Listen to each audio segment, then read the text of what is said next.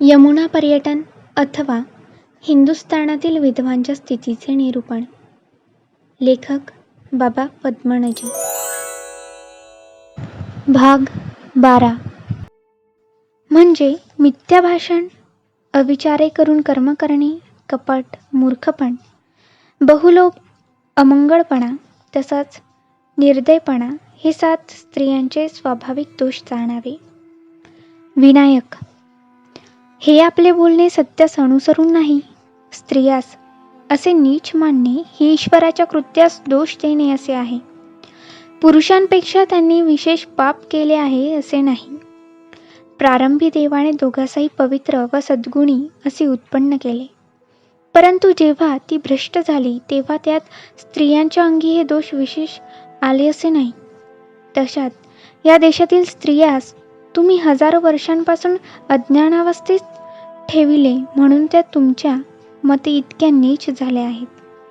त्यास तुम्ही पुरुषांप्रमाणे मोकळीक व मान देत नाही व विद्या शिकवित नाही म्हणून त्या बिचाऱ्या अशा कनिष्ठावस्थेप्रत पावल्या आहेत. आपण जे मनुचे वचन म्हटले ते कोणी अविचारी स्त्री द्वेषकाने ग्रंथात घुसळून दिले असावे, परंतु त्याच मनुची स्त्रियांच्या सन्मानार्थ अनेक वचने आहेत. त्यांपैकी एक असे आहे की यत्र नार्यस्तु पूजन्ते रमन्ते तत्र देवताः, यत्रैतास्तु न पूजन्ते सर्वास्तत्राफलाः क्रियाः. जेथे स्त्रियांचा सन्मान होतो तेथे देव संतुष्ट होतात, जेथे त्यांचा अपमान होतो तेथे सर्व धर्मक्रिया निष्फळ होतात. केशवराव जगन्नाथजीस. आपण यास काय उत्तर देता? जगन्नाथ. त्यांचे बोलणे काही अंशी खरे आहे, परंतु अलीकडेच बायकांचे कैवार घेणारे फार झाले आहेत. ते त्यास केवळ पुरुषांच्या डोईवरच बसावयास पाहतात. शाळेतील लहान पोरे देखील निबंध लिहून वादविवाद करीतात आणि म्हणतात की विधवांचे पुनर्विवाह करावे. परंतु त्या पोरास काय समजते? त्यांचे मास्तर तर त्यांच्यापेक्षाही सवाई शहाणे. ते जे सांगतात तेवढ्यावरूनच अर्ध्या हळकुंडाने पिवळे होऊन हजारो वर्षे चालत आलेल्या वैदिक चाली मोडायास एका पायावर तयार होतात. विनायक. जगन्नाथजी, आपण असे बोलू लागल्यावर मग कोणाचा उपाय चालेल? विधवास जी दुःखे भोगावी लागतात त्यांचा सहस्त्रांश विधुरास भोगावी लागत नाहीत. याविषयी आपण बहुत वाचले असेल. जगन्नाथ. केशवरावापाशी. ऐकलेत ना? याचे या गोष्टींविषयी सर्व ज्ञान पुस्तकांवरून. या आपल्या देशात इंग्रज लोक आल्यापासून आमच्या लोकांच्या रीतीभाती चाली याविषयी त्यांनी बहुत पुस्तके लिहिली, पण त्यास आमच्या गृहकृत्यांची व दुसऱ्या बारीक गोष्टींची माहिती म्हणून काहीच नाही. ऐकीव गोष्टी अर्ध्या खोट्या अर्ध्या खऱ्या अशा त्यास त्यांच्या पदरचे आर्जवी हिंदूंनी सांगितल्या. त्यास त्यांनी बुकात लिहिल्या आहेत. त्या वाचून त्यांच्यासारखे जे विद्वान झाले आहेत तेही त्यांचाच पक्ष धरून बोलतात. ज्याची खावी पोळी त्याची वाजवावी टाळी. केशवराव. ठीकच आहे. यथा राजा तथा प्रजा. विनायक. या बोलण्यात काही जीव नाही. आपल्या लोकांच्या विधवा खरोखर दुःखी आहेत किंवा नाही याचा शोध केला असता आपणास माझ्या बोलण्याचे खरेपण समजेल. जगन्नाथ. आपल्या लोकांच्या विधवास काही दुःखी आहेत असे मला तर वाटत नाही. दुर्दैवाने त्यांचे नवरे मेले तर त्यास कोणी काय करावे, परंतु नवरा नसल्यामुळे त्यास फार दुःख भोगावे लागले असे नाही. विलायतेत सहस्रावधी बायका मुळीच लग्न करीत नाहीत म्हणून त्या दुःख समुद्रात बुडाल्या आहेत असे नाही. तसेच येथे आमच्या विधवाही सुखी आहेत. त्याचवर त्यांचे आईबाप पुष्कळ ममता करीतात. त्यास चांगले खावयास देतात, चांगले व्यायाम देतात, त्या तीर्थयात्रा करीतात, उपास पारणी करतात आणि पोथ्या पुस्तके वाचून सत्कालक्षेप करीतात. ज्यास वाचता येत नाही त्या देवळात जाऊन पुराण कीर्तन श्रवण करीतात. व्रत, उपोषण, दानधर्म इत्यादी पुण्यकर्मात त्यांचे आयुष्य जाते. एक दुःख म्हणण्याजोगे ते केवळ नवऱ्याचे मरण. ही तर जगाची रहाटीच आहे. ते दुःख त्या हळूहळू विसरून जातात. एखाद्या आईचा एकुलता एक मुलगा वारला तरी तीही 2-4 वर्षांनी त्याचे दुःख विसरती. तसेच याचे त्या बालविधवा आहेत, त्यास तर नवरा काय व त्यापासून सुखते काय मिळते हे मुळीच ठाऊक नसते. तेव्हा त्याच्या मरणाचे त्यास काहीच दुःख नाही. ज्या वृद्ध विधवा आहेत त्यास तर पुन्हा लग्न करण्याची इच्छाच नसते. आता येऊन जाऊन तरुण विधवांविषयी म्हणाल तर त्या आपल्या आईबापांच्या घरी एकदा वर्ष 6 महिने वहिवाटल्या म्हणजे घरसंसार करण्यात त्यांचा वेळ जातो. मग त्यास नवऱ्याची आठवण कशाने पडते? विनायक, तरुण स्त्रीचा नवरा मेला म्हणजे तिचे केश काढावे, तिच्या रूपाचे विद्रूप करावे, तिचे अलंकार काढून घ्यावे, हे तरी आपणास बरे दिसते की काय? जगन्नाथ, त्यात काय आहे? पहिल्याने काही दिवसापर्यंत तिचे डोके विशोभित दिसते खरे, पण मग सहवास पडून नजर चेपली म्हणजे पाहणाऱ्यास व तिलाही त्याचे काही वाटत नाही. अहो, ह्या सर्व सवयीच्या गोष्टी आहेत. पहिल्याने 1-2दा विधवा बायको हजामापुढे बसायच लाजती, मग तीच 2-4दा बसली म्हणजे त्यास उलटे शिकवू लागते की सापडोई कर हो, गुळगुळीत कर हो. आणि अशा बायका आहेत तरी किती? फार झाल्या तर आज या भरतखंडातील 20 कोटी लोकांमध्ये 2 लाख विधवा मिळतील. ही संख्या केवळ समुद्रात मुठभर खसखस टाकल्यासारखी आहे. तेवढ्यासाठी इतका गोंधळ करून धर्म बुडवावा यात काय फाळ? विनायक, ठीक महाराज, अशी तर्कप्रमाणे आणून जे पाहिजे ते सिद्ध करून देता येईल. कच्छ, काठेवाड इत्यादी देशात पूर्वी जी कन्याहत्या चालत होती तीचविषयीही असे बोलले असता चालेल. ती मुले जन्मताच मारली जात म्हणून त्यात निर्दय पण नाही. त्यांचा कोमळ कंठ नखाने जरा दाबला म्हणजे त्यांचा जीव जाईल. त्यात कशाचे क्रूरपण? त्यांच्या आईस ती सवयच पडून गेली होती. त्यांचा घात करताना रक्ताचा थेंब देखील पडत नसे आणि ती मुले मोठी झाल्यापूर्वी मरत म्हणून या जगातील अनेक रोग, दुःखे, कष्ट इत्यादिकांपासून मुक्त होत आणि त्यांच्या आईबापास त्यास वाढविण्यास व पालनपोषण करण्यास जे श्रम लागायचे तेही चुकत. याशिवाय देवानेच त्यांचे आयुष्य तेवढे नेमले होते म्हणून ती त्या कुळात जन्म घेत व त्यांचा काळ लवकर होई. त्यास कोणी काय करावे? सरकारने उगीच जबरी करून त्यांची हजारो वर्षांची जुनी चाल मोडून टाकली. तशात रजपुतांची मुले वर्षातून कदाचित 500 मरत असतील तर ती संख्या भरतखंडातील सर्व मुलांच्या संख्येशी ताडून पाहिली असता अगदी थोडी आहे. तेव्हा इतक्या थोड्या मुलांच्या जीवासाठी त्या राजपूत लोकांनी शास्त्राप्रमाणे मांडलेली जी जिवलग चाल ती मोडण्याची काही गरज नव्हती. केशवराव, आपले तर्कशास्त्र वगैरे आम्हास काही समजत नाही. आपल्या काही ऐकण्यात आले की सरकार विधवांबाबत एक नवा कायदा करणार आहे. त्यात कसा काय बरे मतलब असेल?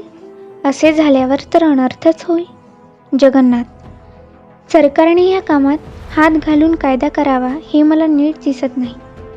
लोकांच्या रीतिभातींशी सरकारास काय करावयाचे आहे? आता सरकार अशी मोकळीक देणार आहे की ब्राह्मणाच्या किंवा कोणाच्याही विधवेने दुसरे लग्न केले असता तिची मालमत्ता असेल तिजवर तिची सत्ता चालेल आणि तिच्या पोटी मुले होतील ती कायद्याने औरस मानली जातील. केशवराव, ठीक ठीक, असे झाले म्हणजे विधवास मुभाच मिळाली. पहिला नवरा मरायची खोटी सुतकाची देखील अडचण ठेवणार नाहीत. आता काय महाराज, काय राहिले आहे? वर्णसंकर करीत होणार म्हणून शास्त्रात लिहिले आहे, तो हा आपल्या दृष्टीस पडू लागला. अहो, हा इंग्रज आपल्यासारखे सर्वांस केल्याशिवाय राहणार नाही, यात त्याचा पडणीशी कावा आहे. लोकांनी आपला धर्म, आपली रीती घेतली म्हणजे राज्यास धोका नाही, हा याचा सर्व मतलब. पूर्वीच पाहना, मुसलमान होते तेव्हा त्यांनी धूम जिकडे तिकडे लोकांस पाठवून आपल्या राज्यास बळकटी आणली. तसेच आता होणार. पण सांप्रतच्या अंमलात काही फरक आहे. हे सौम्य उपाय करीतात. दगडापेक्षा वीट मऊ. एकाएकी नारसिंहाचे रूप धरिले असता लोक बिथरतील. सूर्य आणि वायू यांची गोष्ट आमचा बाळा खरी वाचीत असतो. तीच सांगितल्या प्रकारची यांची कृती आहे. वाऱ्याच्या सोसाट्याने वाटसराची कांबळी उडवली नाही. पण सूर्याने हळूच आपली किरणे त्याचवर पाडून त्याच्या राजीरजावंतीने त्याचकडून कांबळी टाकाविली. सारांश: या इंग्रजी राज्यात जरी लोकांवर जुलूम जबरदस्ती नाही, तरी त्यापासून परिणाम म्हटला म्हणजे मुसलमानांच्या राज्यापेक्षा अधिक भयंकर. विनायक: शेठजी, आपण एवढा वेळ जे भाषण केले त्यावरून या मंडळीत आपली प्रशंसा झाली यात संशय नाही. परंतु केवळ मनुष्याच्या प्रशंसेसाठी खरेपणावर पाणी ओतावे हे योग्य नाही. विद्वांच्या स्थितीविषयी मी जे बोललो त्याचवरून आपण मला असा दोष लावता की मी केवळ इंग्लिश पुस्तके वाचून व साहेब लोकांच्या सांगण्यावरून मात्र त्यांच्या दुःखाचे वर्णन करीतो. परंतु वास्तविक मजपासी तसा काहीच प्रकार नाही. मी पुष्कळ देश फिरून आलो आहे व जे काही मी स्वतः पाहिले त्यावरून माझी आता पुरती खात्री झाली आहे की आमच्या विधवा स्त्रियांसारख्या हतभाग्य व नीचावस्थेत बुडालेल्या स्त्रिया या भूतळावर दुसरे कोणत्याही स्थळी नसतील. आणि यांची उदाहरणे तुमच्याही डोळ्यांपुढे नित्य दिसत असतील. परंतु जर कोणी निश्चयच केला आहे की आपले डोळे झाकून बसायचे, कोणतीही बरी वाईट गोष्ट पाहायची नाही, तर मग त्याचविषयीचे विचार त्याच्या मनात कोठून येतील व त्याला पदार्थमात्राचे वास्तविक स्थिती स्वरूप कोठून दिसेल? आता तुम्ही म्हणता की विधवास काहीच दुःखे नाहीत आणि त्यांच्या वैधत्वामुळे काही अनर्थ घडत नाही. परंतु ही गोष्ट खोटी ठरविण्यास वाद करणेच न लगे. मी जे पाहिले आहे ते आपणास सांगण्यापेक्षा मला काल माझ्या मित्राकडून जी पत्रे आली आहेत ती वाचून दाखवितो, म्हणजे आपली खात्री होईल. बया आणि अर्जुन. इतक्यात तेथे एके कोपऱ्यात कोणी एक तैलंग ब्राह्मण गाणारा होता.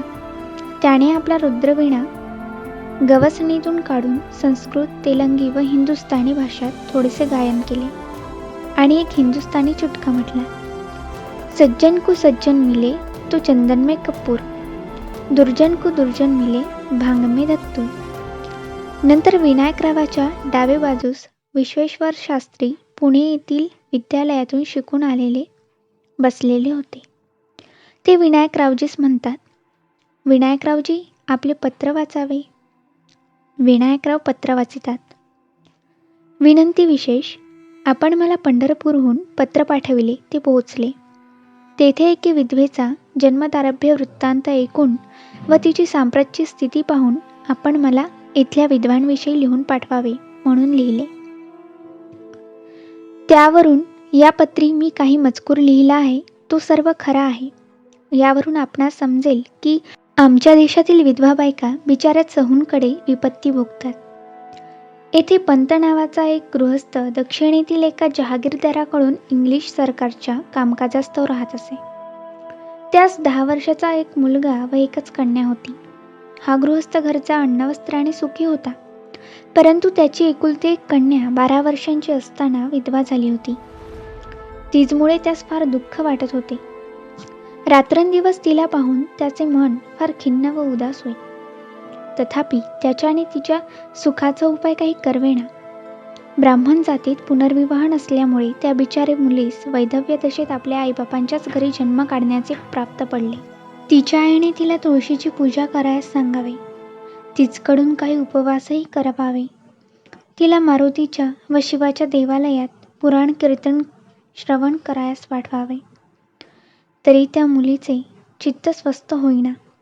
लोकांच्या सौभाग्यवती मुली व सुना पाहून तिला आपल्या दैनवाणी स्थितीविषयी फारच दुःख व लज्जा वाटावी. ती तारुण्य दशेत आल्यावर लागलेच तिचे मुंडन केले. त्यामुळे तिचा गौरवर्ण व सुंदर रूप ही अगदीच विशोभित दिसू लागली. अशा स्थितीत ती असता तिचा धाकटा भाऊ मराठी शाळेत जाऊ लागला. त्याचा अभ्यास चांगला व्हावा म्हणून त्याच्या बापाने एक तरुण मुलगा त्यास शिकविण्यास घरी ठेविला. तो काही दिवस आपले नेमलेले काम करायस येत असे. पुढे त्यास दरमहा बराबर पैसे मिळतना म्हणून त्याने ते काम सोडिले. तरी पहिली ओळख पडल्यामुळे त्याने त्या घरी आपले येणे जाणे ठेवले होते.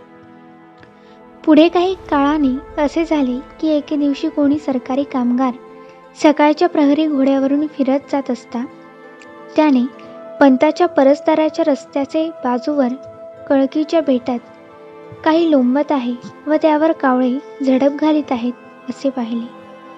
तेव्हा त्या संशय येऊन त्याने ते काढवून पाहिले तो ते एका सुंदर बाळाचा 5 महिन्यांचा गर्भ आहे असे समजले. पण कोतवालास ते वर्तमान समजताच त्याने त्याविषयी चौकशी चालविली. प्रथम त्याने त्या रस्त्याच्या आसपासच्या घरातील सर्व विधवा बायकास आपल्या समोर बोलाविले. तेव्हा कित्येक म्हाताऱ्या कोताऱ्या व तरुण विधवा त्याच पुढे आल्या, परंतु त्यातून कोणावरही हा अपराध लागू होण्याचे चिन्ह दिसून येईना. मग पंतांच्या घरी कोणी विधवा आहे काय असा शोध केला. तेव्हा आमची कन्या विधवा आहे, पण ती आजारी आहे असे बयाच्या आईने सांगितले.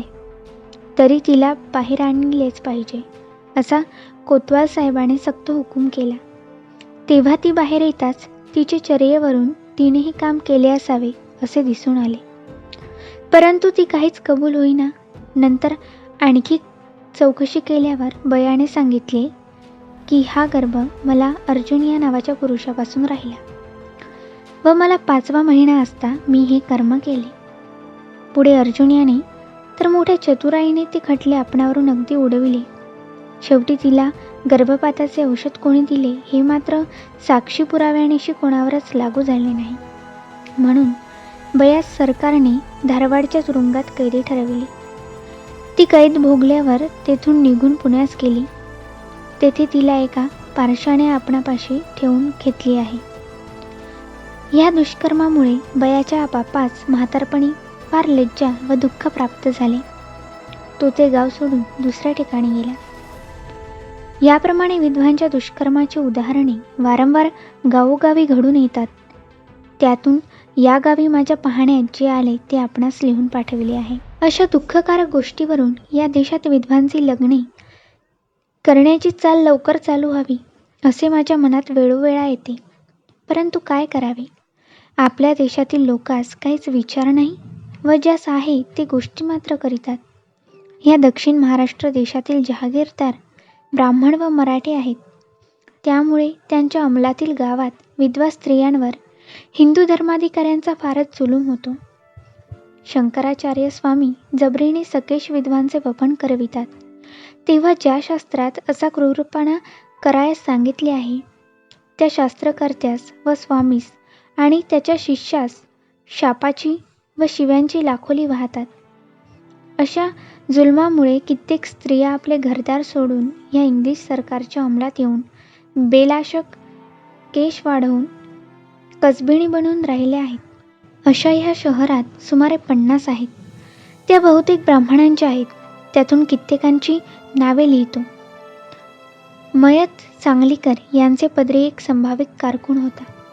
तो मरण पावला. ते वेळी त्याची स्त्री तरुण 20 वर्षाची होती. तिच्या आईबापांनी व सासू सासऱ्यांनी तिचा नवरा मरण पावताच जबरीने तिचे केश काढले. पुढे आणखी ती केश वाढवू लागली. तेव्हा त्या जहागीरदाराने तिला 3 दिवस उपवासी कोंडून ठेवले. पुन्हा तिचे वपन केले. तरी तिने दुसऱ्या वेळी केश वाढविले. शेवटी ती तेथून पळून येथे येऊन केश वाढवून कसबिणी झाले आहे. याचप्रमाणे मिस्त्रकोटातील एका कुळवंत घराण्यातील वेकी या नावाच्या एका विद्वान आचार्यांची विधवा सकेशी येथे कसबिण झाली आहे. अशा ज्या जन्मसौभाग्यवती झाल्या त्यांचा वृत्तांत लिहिला असता पत्रविस्तार फारच होतो, म्हणून थोडक्यातच संपवितो. आता ज्या ठिकाणी मोठमोठे जहागीरदार व इनामदार आहेत त्यांच्या घरात बालविधवा 2-4 आहेतच आहे. पहा, सालगुदस्ता मयत सोनीकर वामनराव साहेब पटवर्धन यांची 9 वर्षाची लावण्यवती कन्या मयत इचलकरंजीकर घोरपडे तात्यासाहेब यांच्या मुलास दिली होती. तो मुलगा विवाहाचे 4थ्या दिवशी मृत्यू पावला. हल्ली तिचे वय 10 वर्षाचे आहे. तिने आपला पुढील काळ कसा घालवावा? याचप्रमाणे कुरुंदवाडकरांच्या 4 बंधूंपैकी एक बंधू गुदस्ता मेला. त्याची स्त्री 18 वर्षांची आहे. तसेच मिरजकरांच्या घराण्यात त्यांच्या बंधूंची तेवढ्याच वयाची विधवा स्त्री आहे. अशा ठिकाणी स्वामींचे आगमन झाले म्हणजे कित्येक केश काढितात. कित्येक स्वामी आला म्हणजे गाव सोडून दुसऱ्या ठिकाणी जातात.